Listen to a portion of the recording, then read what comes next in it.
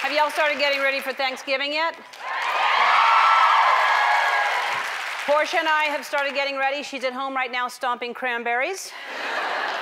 We are having the entire family over for Thanksgiving, and there is a lot to do. We have to make a grocery list, and we have to clean the house, and we have to hide the good liquor. And most important, we have to figure out the seating arrangement. That is tricky. I don't know if anybody, yeah, it's tricky. It's like what a football coach goes through when they're getting ready for a big game. You have to look at your roster, and then you have to strategize. Otherwise, at the end of the meal, someone's getting tackled. Here's what I'm going to do, and I'll show you a scenario. Andy, will you bring this out, please? Oh.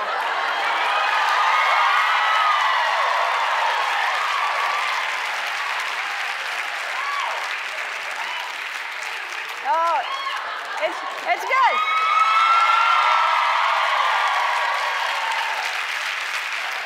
Oh, he loves Thanksgiving. He wears that every day, and finally it's Thanksgiving, so works out for him. Okay, so here's, I'm gonna show you what I'm thinking here. So here you have, like, let's say this is your Thanksgiving, your table. Just not a Thanksgiving table, it's your table, unless you get a special table for Thanksgiving. And so you have the food on there. You have like a big bowl of like yams, you know, those are your yams in here. And then you have, there's another bowl, and there's like corn on the cob.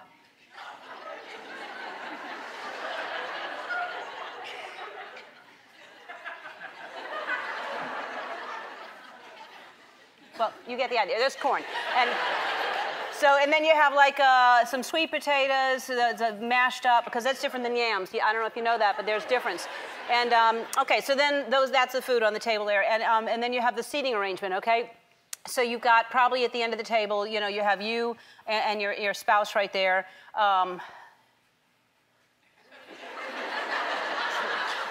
Cheers. Then you have your kids. You have like, there's Timmy and Kimmy.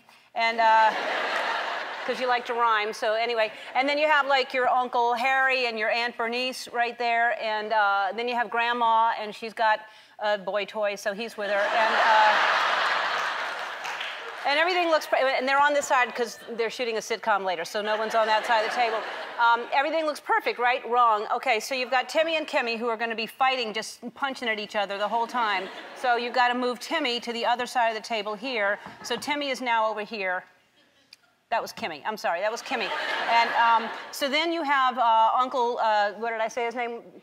Yeah, that's right, that guy. And then Aunt Bernice, and you're thinking that's good, but they're in a loveless marriage, you find out.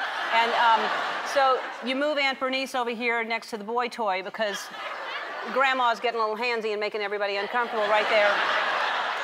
So Grandma, she goes to pick up her glass of wine right there, not paying attention, knocks it over, spills it all over the table like that, starts all the way down near the yams. Right there. And then now you have Timmy and Kimmy. You thought that was going to work out okay, but no, they're kicking each other under the table. Extra long legs they have, these boys. So that's when you decide, okay, kids' table. So you put the kids' table over here, and you put Timmy and Kimmy over here, and then you realize that's not far enough away, so you put them outside. There's the front door right there. They're in the snow now. And so Timmy and Kimmy, but they'll be okay. They love to play in the snow. So then it's quiet for a minute, and everybody starts to eat. Your dumb sister shows up. She's late. Your dumb sister shows up late all the time, and late, Dr. Phil says that's a control thing. So, but we're not going to get into that right now. I'm not Dr. Phil, I'm Ellen.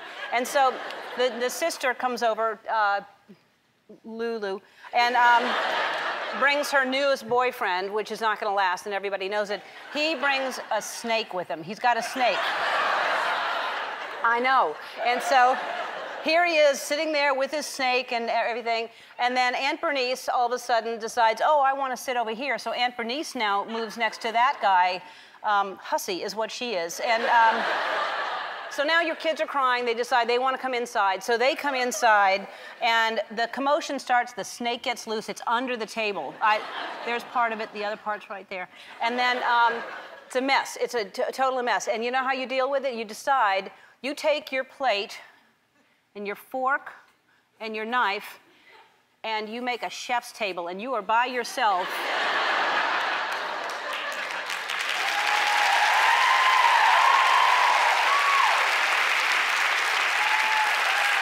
right? You didn't want all that. You spend the whole day slaving away in the kitchen. You're trying to make a meal for everybody where everybody can enjoy it. This chaos goes on. Who brings a snake to dinner? And so you're sitting there happy as can be. And if that doesn't help you, I don't know what will. And at some point, everybody's going to be gone. You can just put some music on and you just can dance.